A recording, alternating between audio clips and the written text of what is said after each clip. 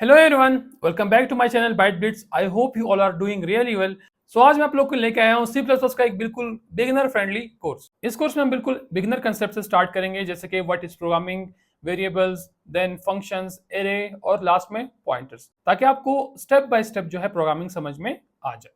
इस वीडियो में आपको सब कुछ एक बिल्कुल सिंपल और इजी लैंग्वेज में समझाया जाएगा, ताकि अगर आप लोग बिल्कुल नए हैं प्रोग्रामिंग में, आपको प्रोग्रामिंग की ज्यादा अंडरस्टैंडिंग नहीं है, तब भी ये वीडियो आपको इजीली समझ में आ जाएगी। तो अगर आप लोग प्रोग्रामिंग सीखना चाहते हैं फ्रॉम स्टार्ट और अपने करियर के लिए एक बेसिक फाउंडेशन बनाना चाहते हैं, तो इस वीडियो को बिल्कुल मिस ना करना, because this video is definitely for you guys. तो बिना किसी देरी के let's start journey of learning. तो सबसे पहले बात करते हैं प्रोग्रामिंग कंसेप्ट्स की। हमारे पास दो मेजर प्रोग्रामिंग कंसेप्ट्स होते हैं वर्ल्ड के अंदर। एक आता है हमारे पास प्रोसीजरल प्रोग्रामिंग और दूसरा होता है object oriented programming. Procedural programming एक ऐसा कंसेप्ट है जो ट्रेडिशनल है, जो काफी टाइम से चलता आ रहा है और अभी भी इसका यूज हो रहा है। यहाँ पे हम क्या करते हैं, फंक्शंस का यूज करके कोई भी टास्क अचीव करते हैं। कोई भी अगर हमें काम कराना है कोडिंग के थ्रू, तो हम उसको डिफरेंट फंक्शंस में डिवाइड करते हैं। नेक्स्ट हमारे पास आता है ऑब्जेक्ट ओरिएंटेड प्रोग्रामिंग। ये हमारे पास एक मॉडर्न अप्रोच है और यहाँ पे हम क्या करते हैं, क्लासेस और ऑब्जेक्ट्स बनाते हैं और ऑब्जेक्ट की कुछ प्रॉपर्टीज और कुछ बिहेवियर्स होते हैं। अब हमारे पास जो प्रोग्रामिंग लैंग्वेज जो हम लोग पढ़ने वाले हैं C plus plus. C plus के अंदर ये दोनों सपोर्टेड है। यहाँ पे प्रोसीजरल प्रोग्रामिंग आप कर सकते हैं और ऑब्जेक्ट ओरिएंटेड प्रोग्रामिंग भी आप कर सकते हैं, it is up to you. लेकिन हम लोग अभी इस वीडियो में प्रोसीजर प्रोग्रामिंग जो है समझने वाले हैं, क्योंकि हमें कोर कंसेप्ट समझने, हमें समझना है प्रोग्राम किस तरह से वर्क करता है, वेरिएबल्स क्या होता है, डेटा टाइप्स क्या होता है, हमें बेसिक चीजें समझनी, तो हम प्रोसीजर प्रोग्रामिंग का ही यूज करेंगे। इसके बाद मैं एक और वीडियो बनाऊंगा ऑब्जेक्ट ओरिएंटेड प्रोग्रामिंग पे, आप उसको भी इस चैनल पे चेकआउट कर सकते हैं। अब हमारे पास कुछ लैंग्वेजेस में यहाँ पे लिखी हुई है सी। सी हमारे पास एक ऐसी लैंग्वेज है जो सिर्फ प्रोसीजरल प्रोग्रामिंग के ऊपर चलती है। इसी वजह से सी प्लस जो है बनाया गया था। सी प्लस इसलिए बनाया ताकि उसमें ऑब्जेक्ट ओरिएंटेड प्रोग्रामिंग जो एक मॉडर्न अप्रोच है उसको ऐड किया जा सके। नेक्स्ट हमारे पास एक प्रोग्रामिंग लैंग्वेज है स्मॉल टास्क के नाम से। इसमें हमारे पास सिर्फ ऑब्जेक्ट ओरिएंटेड प्रोग्रामिंग होती है। यहाँ पे हमारे पास फिर प्रोसीजरल प्रोग्रामिंग नहीं होती। नेक्स्ट हमारे पास कुछ नाम लिखे हुए हैं, सी प्लस प्लस, जावा, पाइथन। इन तीन लैंग्वेजेस में इस तरह की और भी मल्टीपल लैंग्वेजेस है जिनके अंदर दोनों कंसेप्ट जो है वो सपोर्टेड है। यहाँ पे आप प्रोसीजर प्रोग्रामिंग भी कर सकते हैं और ऑब्जेक्ट ओरिएंटेड प्रोग्रामिंग भी कर सकते हैं। सो व्यूअर्स, कोर्स स्टार्ट करने से पहले हमें ये पता होना चाहिए कि इस कोर्स के अंदर हमें एक्चुअली में क्या पढ़ाया जाएगा। सबसे पहले जो टॉपिक हम लोग पढ़ेंगे वो होगा introduction to C plus plus. यहाँ मैं आपको बताऊंगा कि प्रोग्रामिंग क्या होती है, सी प्लस प्लस क्या होती है, कि ये चीजें किस तरह से रियल लाइफ में काम करती है। नेक्स्ट हम लोग पढ़ेंगे basics of C plus plus. यहाँ पे हम ये सीखेंगे सी प्लस का सिंटैक्स क्या है, हमें किस तरह से चीजें लिखनी है, क्या क्या चीजें हमने अवॉइड करनी है और क्या क्या चीजें हम यहाँ पे लिख सकते हैं। फिर आएगा ऑपरेटर्स और control flow statements, functions, arrays, फिर स्ट्रिंग्स आएगा और फिर लास्ट हमारे पास जो टॉपिक होगा वो होगा पॉइंटर्स। पॉइंटर्स के बाद जो नेक्स्ट टॉपिक होगा वो हमारे पास होगा ऑब्जेक्ट ओरिएंटेड प्रोग्रामिंग, जो कि हम लोग नेक्स्ट वीडियो में कवर करेंगे। इस वीडियो में हम ये 8 कंसेप्ट्स कवर करेंगे। उसके बाद हम क्या करेंगे, कुछ प्रोजेक्ट्स बनाएंगे, छोटे से प्रोजेक्ट्स, जिनसे हमें ये पता चलेगा कि ये चीज हमें अच्छे से समझ में आई है या फिर नहीं आई, और हमें साथ में रियल वर्ल्ड प्रोजेक्ट्स की इंप्लीमेंटेशन भी यहाँ पे समझ में आ जाएगी। सो फ्रेंड्स, जैसे मैंने आपको कहा था हमारा कोर्स बहुत ज्यादा बिगिनर फ्रेंडली होने वाला है। तो सबसे पहले चलते हैं कि अंडरस्टैंडिंग प्रोग्रामिंग लैंग्वेज। सबसे पहले हम ये समझेंगे प्रोग्रामिंग लैंग्वेजेस होती क्या है, what is a program, programming language क्या होती है, हम कोड किस तरह से लिखते हैं, कोड कंप्यूटर को किस तरह से समझ में आता है, ये सारी की सारी बातें इसी टॉपिक के अंदर कवर करेंगे। सबसे पहले हम बात करते हैं कि प्रोग्रामिंग लैंग्वेज होती क्या है। Programming language a set of rules और सेट ऑफ इंस्ट्रक्शंस। बहुत ज्यादा रूल्स एक साथ मिला ली या बहुत ज्यादा इंस्ट्रक्शंस एक साथ मिला ली, ये हमारे पास क्या बन जाती है, प्रोग्रामिंग लैंग्वेज बन जाती है। और ये कंप्यूटर को इजीली समझ में आ सकती है, कंप्यूटर को समझ में आ जाती है इजीली, या थोड़ा मुश्किल है लेकिन उसको समझ में आ जाती है। और एक प्रोग्रामर क्या करता है, इन्हीं लैंग्वेजेस का यूज करके एक प्रोग्राम बनाता है या फिर एक सॉफ्टवेयर बनाता है, ताकि वो कंप्यूटर से कोई काम करवा सके। कोई भी टास्क अगर हमें परफॉर्म करवाना है कंप्यूटर से, तो हम सिर्फ क्या करते हैं, प्रोग्रामिंग लैंग्वेजेस को यूज करते हैं। हमारे पास दो टाइप की प्रोग्रामिंग लैंग्वेजेस होती है, एक होती है लो लेवल लैंग्वेज और एक होती है हाई लेवल लैंग्वेज। अब लो लेवल लैंग्वेज क्या होती है, लो लेवल लैंग्वेज को हम लोग कंप्यूटर नेटिव लैंग्वेज भी कहते हैं, यानी कंप्यूटर को ये बहुत ही इजी वे में समझ में आ जाती है। इनके एग्जांपल्स हमारे पास है ड्राइवर्स, ऑपरेटिंग सिस्टम्स। ये सबसे पहले हम लोग देखते हैं कि हमारे मोबाइल के अंदर या फिर हमारे लैपटॉप के अंदर ये पहले से इंस्टॉल्ड होते हैं। ये क्यों इंस्टॉल होते हैं, क्योंकि बाकी जो हमारे प्रोग्राम्स है वो इनके ऊपर ही रन करते हैं। ये जो है उन प्रोग्राम्स को चलाते हैं और कंप्यूटर के साथ इनका कम्युनिकेशन जो है हार्डवेयर के साथ इनका कम्युनिकेशन करवाते हैं। ठीक है, अब हमारे पास नेक्स्ट है हाई लेवल लैंग्वेजेस, जैसे सी, सी प्लस प्लस, जावा, पाइथन, सी शार्प। भी लैंग्वेजेस जितनी भी हैं ये हमें इजीली समझ में आ जाती है। एक प्रोग्रामर के लिए इजी होता है इन लैंग्वेजेस को पढ़ना या फिर लिखना as compare to low level languages. So friends, यहाँ पे एक कंफ्यूजन होगी कि अगर हम कोड हाई लेवल लैंग्वेज में लिख रहे हैं और कंप्यूटर को इजी वे में समझ में लो लेवल लैंग्वेज आ रही है, तो हमारी हाई लेवल में लिखने का क्या फायदा हो जो कंप्यूटर को समझ में नहीं आएगी। हमारी जो हाई लेवल लैंग्वेज है वो कंप्यूटर को इजी अंडरस्टैंडेबल नहीं होती, लेकिन फिर भी हम उसको समझाते हैं। कैसे समझाते हैं, हम उस हाई लेवल लैंग्वेज को लो लेवल लैंग्वेज में कन्वर्ट करते हैं। कन्वर्ट कैसे करते हैं, हमारे पास कुछ टूल्स है, जैसे कंपाइलर हो गया, इंटरप्रेटर हो गया, असेंबलर हो गया। ये हमारे पास 3 टूल्स है जिनकी हेल्प से हम क्या करते हैं, अपने हाई लेवल कोड को लो लेवल के अंदर कन्वर्ट करते हैं। ठीक है, अब इसको पहले समझते हैं। आप समझ लें अपने सी प्लस प्लस के अंदर कोई भी कोड लिख दिया, आपने कोई प्रिंट स्टेटमेंट लिख दी, कोई भी चीज़ आपको कंप्यूटर स्क्रीन में प्रिंट करवानी, तो आप क्या करेंगे, आप कंपाइलर का यूज़ करेंगे। आपने सी प्लस प्लस के अंदर कोई कोड लिखा, कंपाइलर उस कोड को कन्वर्ट करेगा असेंबली लैंग्वेज में। Assembly language low level language होती है और सी प्लस प्लस हमारे पास क्या है, हाई लेवल लैंग्वेज है। तो आपका जो कोड है वो असेंबली लैंग्वेज के अंदर कन्वर्ट हो चुका है। अब ये जो लो लेवल कोड है ये असेंबलर कन्वर्ट करता है मशीन कोड में, और ये जो मशीन कोड है ये फिर सीपीयू के पास जाके एग्जीक्यूट हो जाता है। अब लो लेवल लैंग्वेज भी कंप्यूटर को डायरेक्टली समझ में नहीं आती, वो उसको कन्वर्ट कराता है। लेकिन मैंने कहा इजी है, क्यों इजी है, क्योंकि एक ही बार कन्वर्ट करना पड़ता है और उसके पास मशीन कोड रेडी हो जाता है। मशीन कोड इस तरह 1001 का कॉम्बिनेशन होता है और ये सीपीयू के पास जाके डायरेक्टली एग्जीक्यूट हो सकता है। अच्छा फ्रेंड्स, कंपाइलर भी हो गया, असेंबलर भी हो गया। यहाँ पे एक और टर्म है इंटरप्रेटर। इंटरप्रेटर क्या होता है, मैंने कहा कि सी प्लस प्लस का जो कोड है वो कंपाइलर एट वंस सारा का सारा जितना भी आपने कोड लिखा हुआ है वो सारा का सारा कन्वर्ट कर देगा असेंबली कोड में, या फिर सारा का सारा कोड डायरेक्टली कन्वर्ट कर देगा मशीन कोड के अंदर। ठीक है, वो एक ही साथ जितना भी आप उसको कोड देंगे वो सारा का सारा सारा का सारा कन्वर्ट करके एग्जीक्यूट करवा देगा। लेकिन इंटरप्रेटर इस तरह नहीं करता। इंटरप्रेटर यूज होता है नॉर्मली पाइथन के अंदर या फिर जावास्क्रिप्ट के अंदर। इंटरप्रेटर क्या करता है, लाइन बाय लाइन। आपने फॉर एग्जांपल 10 लाइन का कोड लिखा है, पहली लाइन जो है यहाँ से कन्वर्ट होगी, वो मशीन कोड में कन्वर्ट होगी, वो एग्जीक्यूट होगी, फिर दूसरी लाइन, तीसरी लाइन, वन बाय वन करके वो सारी लाइंस क्या होगी, रन होगी और एग्जीक्यूट होंगी। लेकिन कंपाइलर क्या करता है, वो एट वंस जितना भी कोड आपने लिखा है वो सारे का सारा कन्वर्ट करके मशीन कोड में कन्वर्ट करता है और उसको एग्जीक्यूट कर लेता है। सो फ्रेंड्स, हमारे पास कुछ बेसिक टर्म्स होगी कि प्रोग्रामिंग लैंग्वेज क्या होती है, प्रोग्रामिंग लैंग्वेज की टाइप्स क्या है, ये कुछ टूल्स हैं, ये क्या काम करते हैं और किस तरह से काम करते हैं। मैंने आपको थोड़ा बहुत अब इसका हिंट दे दिया, कुछ ना कुछ आपको समझ में आ गया होगा। अब चलते हैं introduction to C plus plus की तरफ। So friends, actual programming start करने से पहले हम लोग थोड़ा सा सी प्लस प्लस के बारे में जान लेते हैं। What is C plus plus? C plus plus is an object oriented programming language. ये एक ऑब्जेक्ट ओरिएंटेड प्रोग्रामिंग लैंग्वेज होती है, यानी एक ऐसी लैंग्वेज जो ऑब्जेक्ट्स के ऊपर बेस होती है। नॉर्मली हमारे पास दो टाइप की प्रोग्रामिंग लैंग्वेज होती है, एक होती है प्रोसीजरल प्रोग्रामिंग, एक आती है ऑब्जेक्ट ओरिएंटेड प्रोग्रामिंग। सी जो लैंग्वेज थी वो प्रोसीजरल प्रोग्रामिंग के ऊपर बेस करती थी। अब उसका जो एडवांस वर्जन है सी प्लस प्लस, वो ऑब्जेक्ट ओरिएंटेड प्रोग्रामिंग है। अब ऑब्जेक्ट क्या होता है? ऑब्जेक्ट एक रियल वर्ल्ड एंटिटी होता है जो रियल वर्ल्ड में एग्जिस्ट करता है। अब एग्जांपल ले लो, एक कार जो है हमारे पास, कार एक रियल वर्ल्ड एंटिटी है। कार की कुछ प्रॉपर्टीज होंगी, यानी उसका कोई कलर होगा, उसका कोई डिजाइन होगा, कोई ब्रांड होगा, या उसके कुछ फंक्शंस होंगे। कार चल सकती है, कार रुक सकती है, उसके क्या है, फंक्शंस है। अब एक ऐसी चीज जिसकी कुछ प्रॉपर्टीज हो, कुछ फंक्शंस हो, वो रियल वर्ल्ड में एग्जिस्ट करती हो, उसको हम रियल वर्ल्ड एंटिटी यानी ऑब्जेक्ट कहते हैं। ठीक है, ये एक ऐसी लैंग्वेज है जो ऑब्जेक्ट्स के ऊपर बेस्ड है और उसमें हमने कोड कम लिखना होता है और उस कोड को बार बार रीयूज करके हम अपने डिफरेंट काम जो है कर सकते हैं। आगे बढ़ते हैं। It provides clear structure to programs. C plus plus का जो कोड होता है वो प्रोग्राम को एक क्लियर स्ट्रक्चर प्रोवाइड करता है। हमें पता होता है कि कोड कहाँ स्टार्ट हो रहा है, कोड कहाँ पे खत्म हो रहा है, कोई जो ओपनिंग ब्रैकेट है उसकी एंडिंग ब्रैकेट कौन सी है और उस ब्रैकेट के अंदर कौन सी स्टेटमेंट लिखी हुई है, किस तरह से उसको एग्जीक्यूट करना है, उस के लिखने का क्या मकसद है, सारा कुछ हमें जो है सी प्लस प्लस के कोड में पता चल जाता है कि एक क्लियर स्ट्रक्चर जो है प्रोग्राम को देती है, एक क्लियर वे में उसको रिप्रेजेंट करती है। And allows the code to be reused. और सी प्लस प्लस का जो कोड है वो बार बार हम लोग यूज कर सकते हैं।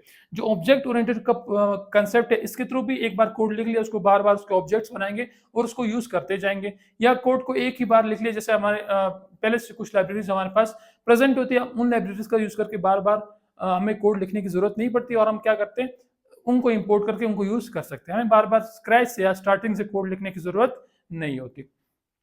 It is case sensitive language. Case sensitive language का ये मतलब होता है कि अगर आपके पास कोई लेटर, फॉर एग्जांपल आपने सी आउट लिखा है, यहाँ पे सी आउट ऐसे लिखा हुआ है, तो उसमें जो टी अगर आपके पास स्मॉल टी है तो वो स्मॉल ही रहेगा, अगर कोई कैपिटल लेटर बड़ा है तो वो बड़ा ही रहेगा। ठीक है, अगर कोई लेटर छोटा है तो आपने उसको छोटा ही लिखना है, अगर बड़ा है तो उसको बड़ा ही लिखना है। अगर आप कोई लेटर जो है छोटा है, फॉर एग्जांपल यहाँ पे सी आउट जो है सारा सारा छोटा है और इसमें मैं सी जो है बड़ा लिख देता हूँ, बाकी आउट जो है छोटा लिख देता हूँ, तो ये काम नहीं करेगा। जिस तरह से है आपने उसी तरह से सेम टू सेम इसको लिखते जाना है। इसको हम कहते हैं case sensitive language.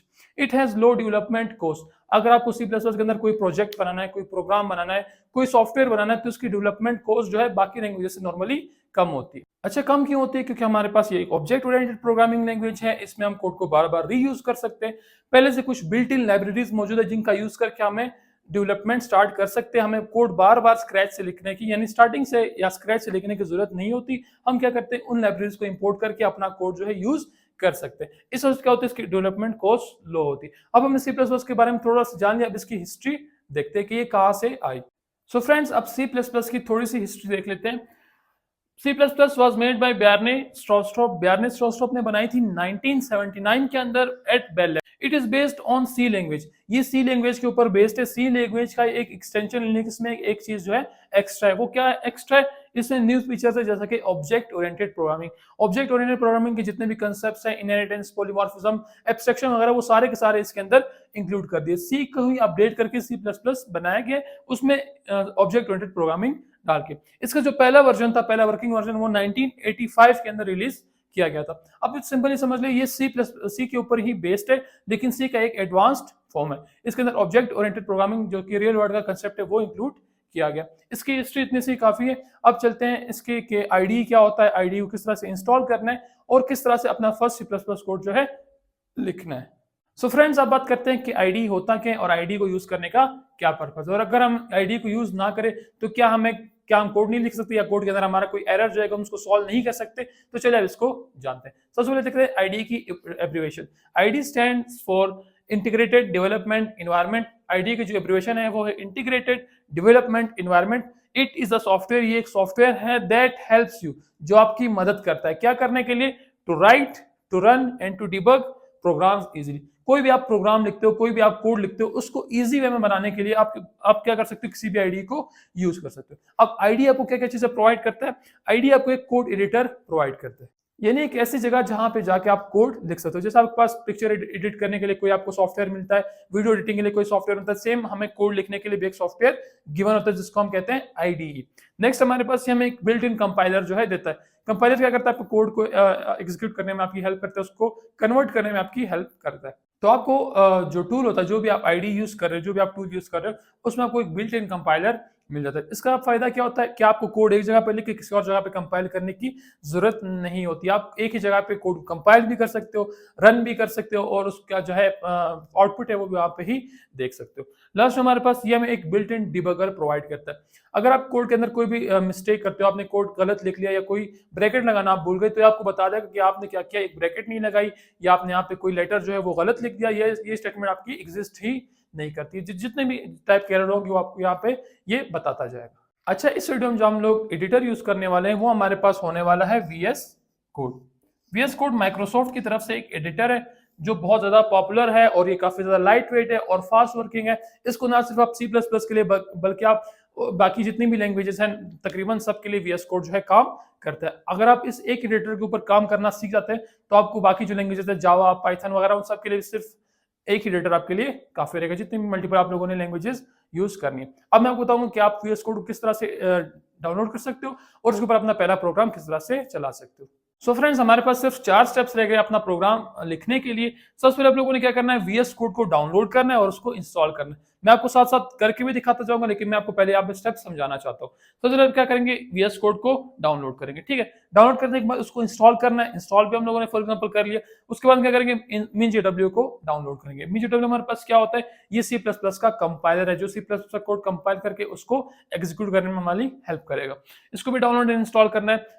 Last third हमारे पास है इन्वायरमेंट वेरिएबल सेट करना। इन्वायरमेंट वेरिएबल होता क्या है, जब हम लोगों ने MinJW इंस्टॉल कर लिया, MinJW एक कंपाइलर है, ठीक है, इसका पाथ हमें क्या करना होगा, यानी इसकी लोकेशन हमें बतानी होगी सिस्टम को।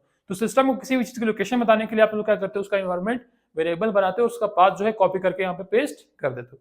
लास्ट में हमारे पास है download C++ extension.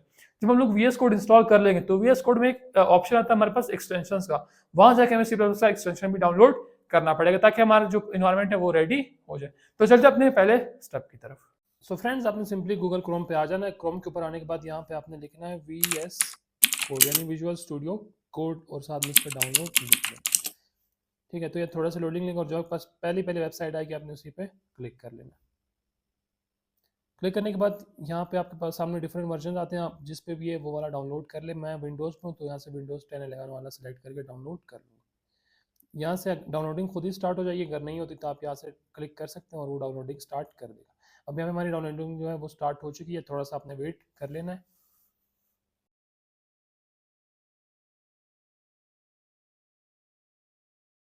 So friends, VS code यहाँ पर डाउनलोड हो चुका है। अब इसको करते हैं इंस्टॉल। यहाँ पे सिंपल डबल क्लिक कर लेना है और ये थोड़ी देर में इंस्टॉलिंग इसकी स्टार्ट होकर आपके सामने आ जाएगी।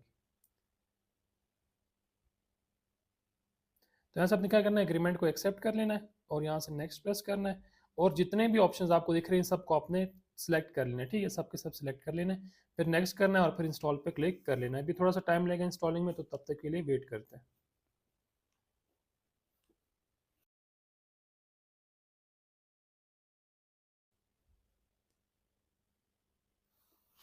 तो यहाँ पे आपने क्या कर को इसको सिलेक्ट कर लेना और यहाँ पे इसको फिनिश कर देना।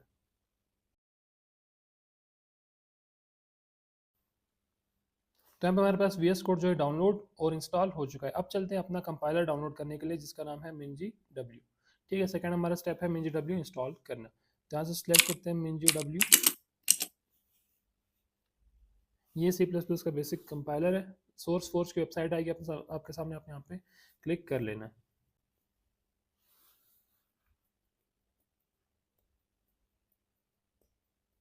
और यहाँ पे आपने क्या करना है, डाउनलोड को प्रेस करना है, तो कुछ सेकंड्स का टाइम लेगा यहाँ पे, फिर आपकी डाउनलोडिंग जो है स्टार्ट हो जाएगी 5 सेकंड्स के बाद।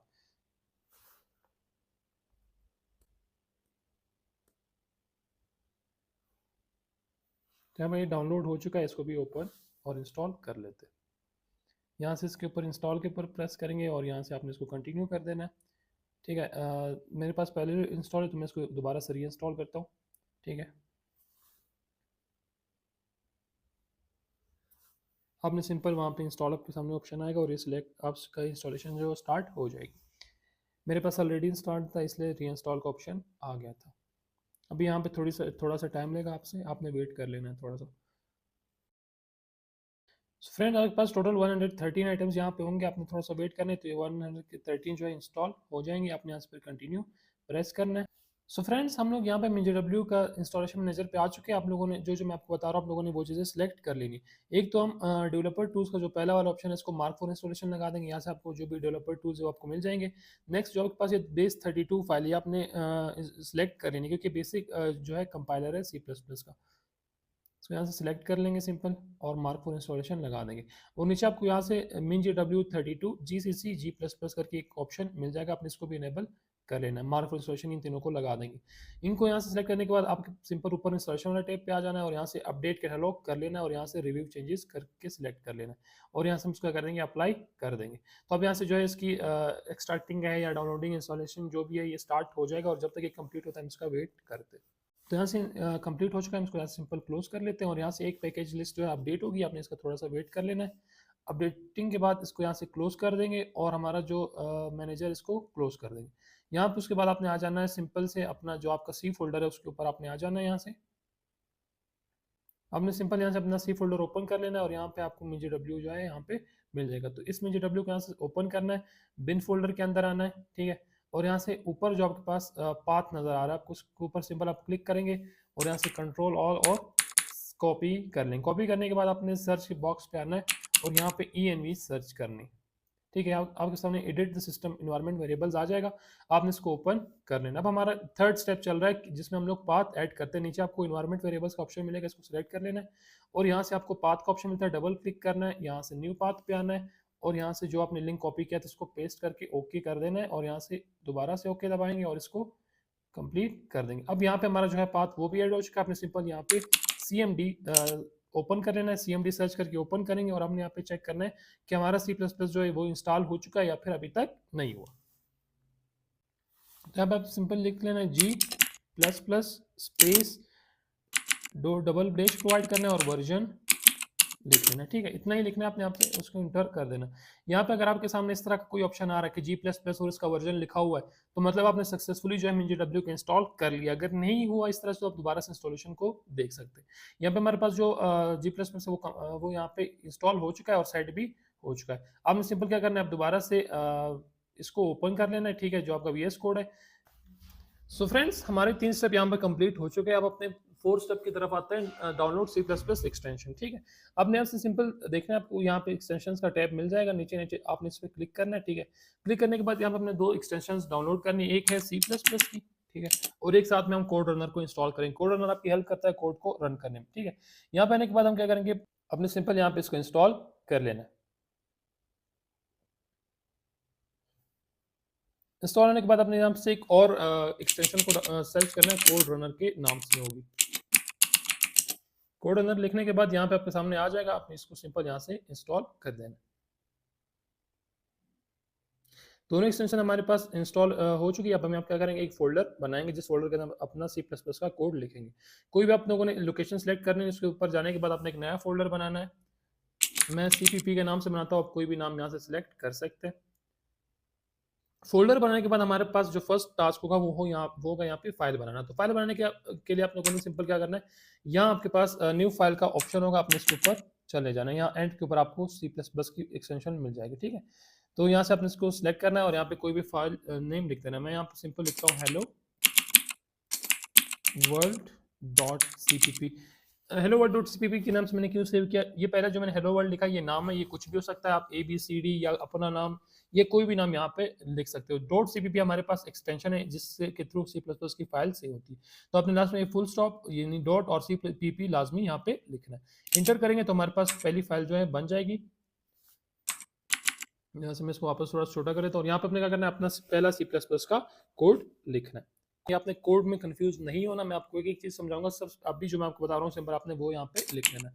हैशटैग इंक्लूड, यहाँ से हम एक लाइब्रेरी इंपोर्ट कर रहे हैं IO स्ट्रीम वाली। IO स्ट्रीम का मतलब होता है इनपुट आउटपुट स्ट्रीम्स, ठीक है। Hashtag include input output stream और यहाँ पे हम लिखेंगे यूजिंग नेम स्पेस std और साथ में टर्मिनेटर, ठीक है। टर्मिनेटर का मतलब होता है कि यहाँ पे हमारा जो फाइल नेम है वो खत्म हो चुका है, हमारा यहाँ पे एक लाइन खत्म होगी, ठीक है। और यहाँ पे हम लिखेंगे इंट मेन लिखने के बाद आपने यहाँ पे क्या कहते हैं ना, सिंपल सी आउट और ये वाले ब्रैकेट्स, फिर ये कोटेशंस और इसमें हेलो कॉमा वर्ल्ड और टर्मिनेटर यहाँ पे लगा देना। अभी हमारे पास क्या है, हमारा फर्स्ट C++ का प्रोग्राम है। Hashtag include IO stream using name space std, फिर साथ में ये वाला टर्मिनेटर आपने लाजमी लगाना है, ठीक है, जिसको सेमीकोलन भी कहते हैं।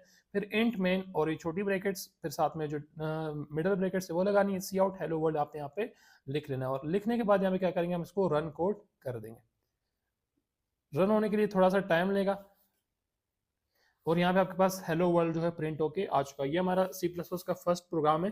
इसके थ्रू हम ये चेक करते हैं कि हमारा जो C++ का इन्वायरमेंट है वो सेट हो चुका है और ये अच्छे तरीके से काम कर रहा है और हमारे पास जो आउटपुट है वो भी निकल के आ रहा है। अब आपने इसमें कंफ्यूजन है कि हैशटैग इंक्लूड क्या है, ये मैं आपको स्टेप बाय स्टेप सारा का सारा समझाता जाऊंगा। ये जो हमारा पहला टास्क था वो था कि अपना जो इन्वायरमेंट है उसको सेट करना और उसमें से कोड को रन करा के उसका आउटपुट निकालना। तो यहाँ तक हम लोगों ने सब कुछ कंप्लीट कर लिए। अब हम क्या करेंगे, C++ से कुछ बेसिक रूल्स देखेंगे। उन रूल्स को देखने के बाद हम फिर क्या करेंगे, अपनी प्रोग्रामिंग स्टार्ट कर लेंगे। सो हमारा पहला प्रोग्राम लिखने के बाद हमारा फर्स्ट टास्क होगा कि C++ से कुछ बेसिक रूल्स समझ ले। रूल्स काफी ज्यादा है जो टाइम टाइम हम लोग पढ़ते रहेंगे, लेकिन कुछ बेसिक रूल्स जिनके बारे में स्टार्टिंग में पता होना चाहिए, तो उनके बारे में कुछ जान लेते हैं। सबसे पहले जो हमारे पास रूल है वो है C++ is case sensitive language. C++ एक केस सेंसिटिव लैंग्वेज। इसका क्या मतलब है, इसका मतलब है it means upper case and lower case यानी कैपिटल और स्मॉल लेटर्स आर डिफरेंट। यानी जैसे आपके पास ये वाला ए लिखा हुआ है, अगर C++ के कोड के अंदर आपने ये वाला ए यूज करना है कोई भी प्रोग्राम लिखने के लिए, तो आप इसी का यूज करेंगे, ना कि इसका। ये ए और ये ए दोनों क्या है, डिफरेंट है। अब ए तो फॉर एग्जांपल हमारे पास कोई कोड नहीं होता ना, मैं आपको एक स्टेटमेंट लिख के देता हूँ। अगर आपको C++ में कोई भी स्टेटमेंट प्रिंट करानी है तो आप सी आउट का यूज करते हैं। सी आउट फिर आगे उसकी स्टेटमेंट लिखते हैं, यानी क्या कंपाइलर को बताता है कि ये वाला जो स्टेटमेंट इसको आउटपुट, ये हमारा आउटपुट है, इसको same as it is print करवा दो, ठीक है। सिंपल सी कमांड है प्रिंट करने के लिए, ठीक है, जिसको हम लोग हेलो वर्ल्ड प्रिंट करने के लिए यूज कर चुके हैं। अब अगर इसी को आप ऐसे लिखते हैं जिसमें सी कैपिटल होता है और बाकी लेटर्स जो है छोटे होते हैं, हालांकि कोड ये, ठीक है, तो ये चलेगा। अगर आपने सी कैपिटल लिख दिया तो ये क्या हो जाएगा, नहीं चलेगा। या आपने सारा का सारा ही कैपिटल लिख दिया तो भी ये नहीं चलेगा, ठीक है। यानी जो आपके पास जैसी स्टेटमेंट आपके पास होगी, आपने same as it is statement को यूज करना है। अगर आप कोई लेटर छोटा या बड़ा कर देते हो तो कंपाइलर उसको नहीं पहचानेगा और आपका कोड रन नहीं करेगा, आपके पास एक एरर आ जाएगी। तो केस सेंसिटिव लैंग्वेज का हमारे पास ये मतलब होता है। सेकेंड हमारे पास जो रूल है वो है ब्रैकेट्स के बारे में। For every opening bracket there must be a closing bracket. जब भी आप C++ के अंदर ब्रैकेट्स का यूज करेंगे तो आपने एक सिंगल ब्रैकेट कहीं भी नहीं लगानी। अगर आप कोई ब्रैकेट स्टार्ट करते तो उसको आपको एंड करना पड़ता है। हमारे पास 3 टाइप की ब्रैकेट्स होती है सी प्लस प्लस के अंदर, पैरेंथेसिस, कर्ली ब्रेसेस और स्क्वायर ब्रैकेट्स। ठीक है, तीनों का अपना अपना फंक्शन होता है, डिफरेंट डिफरेंट जगहों पे यूज होती है, जो मैं आपको अभी नहीं बताऊंगा, आप कंफ्यूज हो जाएंगे। इसको साथ साथ जब हम पढ़ेंगे उसी टाइम आपको समझाता जाऊंगा। इस टाइम बस ये समझ लिए 3 टाइप की ब्रैकेट्स होती है और हर ओपनिंग ब्रैकेट के लिए आप लोगों ने लाजमी से कोई क्लोजिंग ब्रैकेट लगा लेना। सो थर्ड जो हमारे पास रूल है वो बहुत ही ज्यादा बेसिक है, files must be saved with a .cpp extension. जब भी आप कोई फाइल सेव करते हो, कोई आप प्रोग्राम सेव करते हो, तो आपने उसके साथ जो नेम लिखना होता है उसमें आपने .cpp लास्ट में लाजमी लिखना होता है। किस तरह से लिखना होता है, आपके सामने कुछ एग्जांपल्स गिवन है, जिसमें मैंने आपको हेलो वर्ल्ड का एक प्रोग्राम लिख के दिखाया था, उसमें मैंने हेलो वर्ल्ड को .cpp के साथ सेव किया था। जब भी आपने सी प्लस प्लस की फाइल सेव करनी है तो आपने साथ में .cpp लाजमी लिखना है। एक और एग्जांपल है, आप कोई प्रोग्राम लिखते कोई भी, आपने उसका नाम दे दिया प्रोग्राम .cpp, ठीक है, तो आप क्या करेंगे, उसको .cpp की एक्सटेंशन के साथ सेव करेंगे। जावा की फाइल्स .java के नाम से स्टोर होती है, सेव होती है, और पाइथन की .py के साथ सेव होती है। इस तरह से हर जो प्रोग्रामिंग लैंग्वेज है उसकी फाइल्स के साथ कुछ नया एक्सटेंशन होता है, और अगर आप कोई टेक्स्ट फाइल लिख रहे हो तो उसके साथ .txt लगता है। सेम सी प्लस अगर आपने कोई भी फाइल सेव करी तो आप .cpp लाजमी साथ में लाजमी लिखेंगे। सो फ्रेंड्स, फोर्थ रूल को आपने थोड़ा ध्यान से समझना है। यहाँ पे है कि every statement must and with a semicolon, जो कि ये वाला सिंबल उसका आल्सो कॉल्ड टर्मिनेटर, इसको टर्मिनेटर भी कहते हैं और सेमीकोलन भी कहते हैं। कोई भी आपके पास सी प्लस में कोई भी स्टेटमेंट लिखती तो उसकी एंडिंग होगी एक सेमीकोलन के साथ। अब स्टेटमेंट्स क्या होती है इसके बारे में थोड़ा सा जान लेते हैं। A statement is a single line of code that performs an action. कोई भी एक सिंगल लाइन ऑफ कोड जो कोई काम करके आपको दे रही होती है, हमारे पास क्या होता है, स्टेटमेंट कहलाती है। ठीक है, और यहाँ पे अपनी एक चीज का ख्याल रखना है, एक नोट में लिखा हुआ है, conditional blocks, loops and functions are not statements. यानी conditional blocks, loops and functions जो है हमारे पास स्टेटमेंट्स नहीं होती। अब कंडीशनल ब्लॉक्स क्या है, लूप्स क्या है, उसके बारे में आहिस्ता आहिस्ता जानेंगे। आप सिंपल ये जान लें कि यहाँ पे स्टेटमेंट का मतलब हर लाइन नहीं होती, कुछ स्पेसिफिक चीजें होती है जिनको हम लोग स्टेटमेंट्स कह सकते हैं और कुछ चीजें होती है जिनको हम स्टेटमेंट नहीं कहते। मैंने आपको सिंपल यहाँ पे कुछ एग्जांपल्स लिख के दिखा दी है। अगर मैं कोई इंट एज इज इक्वल 25 इस तरह की मैं कोई स्टेटमेंट लिखता हूँ तो मैं साथ में उसके टर्मिनेटर लगाऊंगा। सेम अगर मुझे कुछ प्रिंट करवाना है, कोई स्पेसिफिक काम करवाना है, तो मैं क्या करूंगा, साथ में टर्मिनेटर लगाऊंगा। और अगर मैं हैशटैग इंक्लूड आईओ स्ट्रीम लिख रहा हूँ तो हमारे पास प्री प्रोसेसर डायरेक्टरीज होती है, हमारे पास स्टेटमेंट्स नहीं है, तो मैं इसके साथ टर्मिनेटर लास्ट में नहीं लगाऊंगा। नेक्स्ट हमारे पास है यूजिंग नेम स्पेस एसटीडी, जो हमारे पास पहले 2 लाइनें थी कोड की, यूजिंग नेम स्पेस एसटीडी, और ये हमारे पास क्या है, स्टेटमेंट है, तो मैं क्या करूंगा, इसके साथ टर्मिनेटर लगाऊंगा। यानी आपके पास साथ जहां भी आपको स्टेटमेंट नजर आएगी आप उसके लास्ट में टर्मिनेटर लगाएंगे, और जो हमारे पास स्टेटमेंट्स नहीं है उनके साथ टर्मिनेटर नहीं लगाना। अब कौन से स्टेटमेंट्स है कौन सी नहीं है, हम आहिस्ता आहिस्ता जानेंगे। आप सिंपल ये समझ लें कि जब भी हमारे आपके पास कोई स्टेटमेंट आएगी सी प्लस प्लस कोड के साथ, तो आप क्या करें, उसके अंदर एक टर्मिनेटर उसके लास्ट में लाजमी लगाएंगे।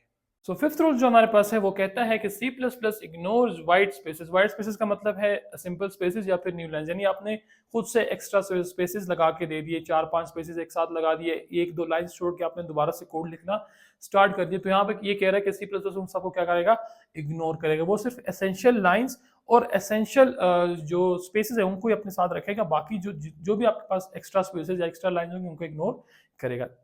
एग्जांपल के थ्रू देखते हैं। अब मैंने एक एग्जांपल लिखा है, same hashtag include IO stream, pre processor directories है, ठीक है, फिर यूजिंग नेम स्पेस एसटीडी, इन दोनों को मैंने दोनों में सेम लिखा है। मैंने सिर्फ क्या कि मेन मेथड के अंदर जो है कुछ चेंजेस किए। मैंने यहाँ पे लिखा है इंट मेन ब्रैकेट्स ओपनिंग की और ये वाली ब्रैकेट साथ में लगाई है, फिर उसके बाद डायरेक्ट सी आउट हेलो और फिर ब्रैकेट एंड कर दिया। इसके केस मैंने क्या किया, मैंने कुछ भी खुद से एक्स्ट्रा मतलब स्पेसेस या कुछ भी नहीं दिए, तो इसका आउटपुट हमारे पास क्या आया, सिंपल हेलो आउटपुट आया। अब अगर नेक्स्ट केस में मैं क्या करता हूँ, इन पहली 2 लाइनें सेम है इंट मेन, और फिर मैंने ये वाला जो ब्रैकेट है इसको मैंने एक लाइन छोड़ के अगली लाइन पे लगा दिया, फिर एक लाइन मैंने एम्प्टी छोड़ दी, फिर अगली लाइन में सी आउट हेलो लिख दिया, फिर एक और लाइन एम्प्टी छोड़ दी और फिर साथ में लास्ट में ब्रैकेट लगा दी। यहाँ पर मैंने व्हाइट स्पेसेस भी यूज किए, एक्स्ट्रा लाइंस भी यूज किए, लेकिन हमारे पास जो आउटपुट आया वो सेम ही आया। तो इसका मतलब क्या हुआ कि C plus plus white spaces को इग्नोर करता है, जिसमें स्पेसेस या फिर एक्स्ट्रा लाइंस जो है आ जाती है। अब हमने अपने बेसिक कुछ रूल्स भी पढ़ लिए। सो फर्स्ट स्टेप हमारे पास यहाँ पे कंप्लीट हो चुका है, जो कि था इंट्रोडक्शन का पार्ट। नेक्स्ट हम लोग चलेंगे basics of C plus plus की तरफ।